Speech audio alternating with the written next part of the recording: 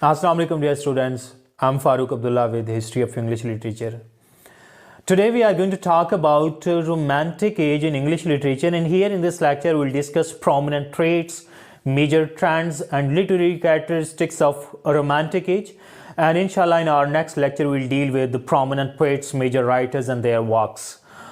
According to some of the critics, Romantic age in English literature starts from 1789 when William Blake published his Songs of Innocence. But officially, Romantic age in English literature starts from 1798 when William Wordsworth and S.T. Coleridge published their lyrical ballads. So let me make it clear that change is not always sudden, change is gradual. So change is not like push button, as here you press the button, here you push the button, and their Romantic age in English literature starts. It's not the case like this. Situation was gradually changing. Things were gradually changing. As I had discussed with you that in the later part of classical age, like in the age of Johnson, cracks had started appearing in the mighty building, in the grand structure, and in the thick walls of classicism. And I had discussed with you that there were some of the poets who had inclination towards romantic spirit, like William Blake, William Collins, William Cowper, Robert Burns. Give me a spark of nature's fire, that's all the learning I desire. So the things were gradually changing in the classical age, and when S.T. Coleridge and William Wordsworth, they published their lyrical ballads in 1798. So that was the time actually when officially Romantic age in English literature starts. Romantic, this term Romantic was first time used by German critics for their own writers, and later on this term was applied and this term was used in English literature as well. This Romanticism was actually a revolt against classicism. This was actually a reaction against classicism. This was a reaction against the tyranny, the traditions and the conventions of classical age, and conventions of classical writers who had undermined human emotion, human passion and human sentiment, and they were all propagating reason, they were all propagating logic, experimentation and observation. Heart had no place in classical age. Human emotion and imagination had no place in classical age. So Romanticism was actually reaction against all these elements, and Romanticism was in the favor of heart, Romanticism was in the favor of emotion, Romanticism was in the favor of imagination. And there were different factors behind the awakening of romantic spirit in English literature. People were really fed up with the boring style and with the boring theme of the writings of classical writers, so they wanted something new. And to cater the needs and to cater the demands of the people, romantic writers, they changed the course of English literature other way around. And French Revolution was also a great factor behind the awakening of romantic spirit in English literature. That the earlier generation of romantic poets like William Wordsworth, S.T. Coleridge, they were really influenced by French Revolution as well. French Revolution that took place around 1788 to 1793 in France, that was against French government, that was against the tyranny of French government, that the people stood up for liberty, the people stood up for equality. Watchwords of French Revolution were liberty, fraternity and equality. As liberty was the watchword of French Revolution, a liberty of what? Liberty of individual from the tyrant rule of the government. In the same way, Romanticism was also a liberty of the poet from the tyrant rules of classicism, tyrant rules and regulations which were suggested by the classical writers. So it was actually a reaction against the tyranny, against the conventions, and against the traditions of classicism. And this is also called romantic revival in English literature. Why is it called romantic revival? Revival means rebirth. It means that romantic spirit already existed in English literature. And when did it exist? It existed during Elizabethan age. We have already discussed Elizabethan drama, romantic drama, Elizabethan poetry, romantic poetry, poetry of Edmund Spenser, poetry of Sidney, poetry of William Shakespeare.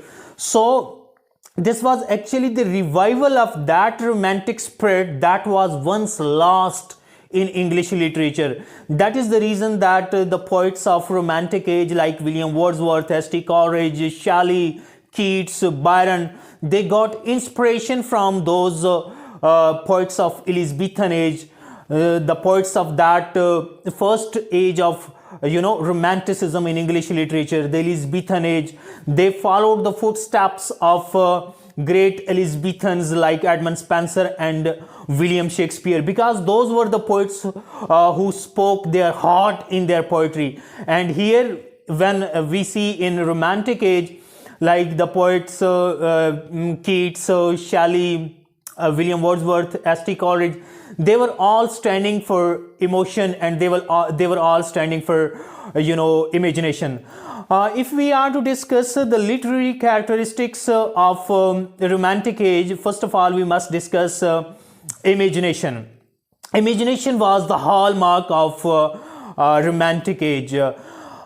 Dear students, there are two words. One is world of reality and the other is world of imagination. Classical writers, they discussed the real world, the world of reality. They penned down the cruel realities of the life. They penned down the cruel, realities which existed in the society in which they were living. So, this is the world of reality, and there is another world that is called the world of imagination. World of reality is quite cruel. This is bitter. This is callous. There are hardships in the world of reality. There are turmoils in the world of reality. There are tribulations in the world of reality. There are difficulties in the world of reality. But as far as world of imagination is concerned, so there is a solace, there is a comfort. So the poets of romantic age wanted to take their readers from this, take their readers away from this cruel world and take them towards the world of imagination, where there is solace, where there is a comfort, where they can fly on the wings of imagination. You know that there is a seen world, this natural world that we see, and then there is a world of imagination. And they said that the heard melodies, as Keats puts it, that heard melodies are sweet, but those unheard are sweeter. This world that we see is beautiful, but unseen is more beautiful than seen. So the writers and the poets of romantic age wanted to take their readers towards the world of imagination, where they can forget their pains, where they can forget their pains, and where they can forget the troubles of their life. The other thing for which romantic age is quite famous, that is nature. As I had discussed in my previous lecture as well, that nature was the important and prominent element of romantic age. William Wordsworth is said to be the champion of naturalism, as S.T. Coleridge is said to be the champion of supernaturalism. So William Wordsworth was the champion of depicting the beauty of nature. Now what's nature? Nature is all the things that you see in your everyday life around you, which have been created by God Almighty. Sun is rising from the east. This is nature. Sun is setting in the west. That's nature. Moon glow. That's nature. Stars are twinkling. That's nature. Mountains, deserts, beauty of the clouds, dark night, sky, stars. everything. This is nature. The chirping of the birds, that is also nature. Landscape, pastures, meadows, shepherds, farmers, peasants, this is nature. And William Wordsworth depicted beautifully the natural elements that are quite, that are in our surroundings. So he depicted landscape. And as far as the poetry of classical age was concerned, that was urban poetry, that was town poetry.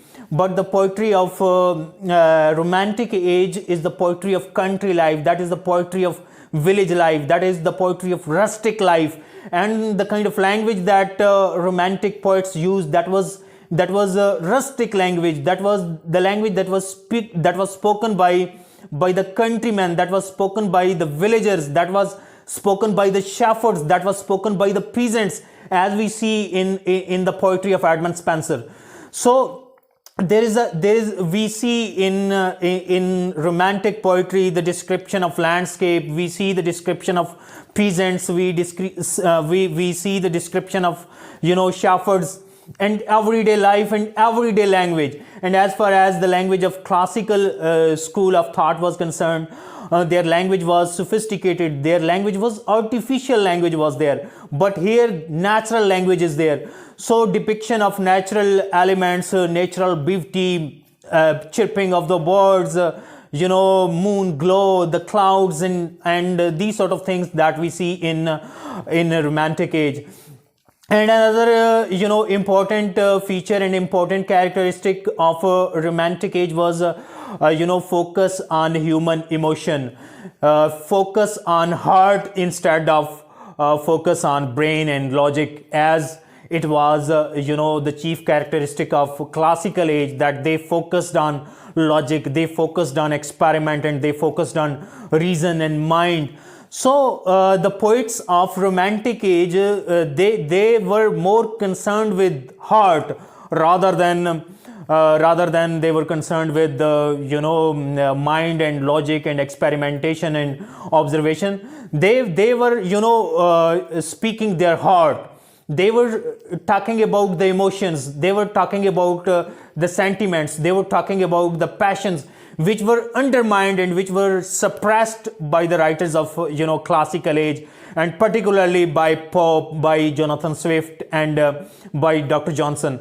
So they came out of that tyranny of classical writers. And moving ahead, the last thing, appreciation of beauty. A thing of beauty is joy forever. Truth, beauty, beauty, truth. All on the earth, yet ye need to know. These were salient features of the poets and the poetry of a romantic age, that they appreciated beauty, whether it was spiritual beauty or whether it was physical beauty. For them, beauty was the only truth in this world.